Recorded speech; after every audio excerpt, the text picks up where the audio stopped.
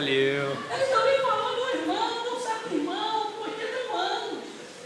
E disse para ele, eu nunca vou esquecer, meu pastor, dessa mensagem. Parece que ele se chama Severino. Vocês conhecem?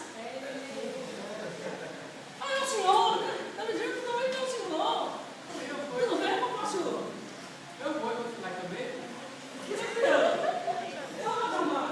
No Rio de Janeiro, certo? Para prestar uma homenagem ao nosso querido pastor. Falamos. Eu sou muito bem criado. Mas agradeço a Deus e ao Senhor pela coragem que o Senhor teve de trazer aquele pastor para cá.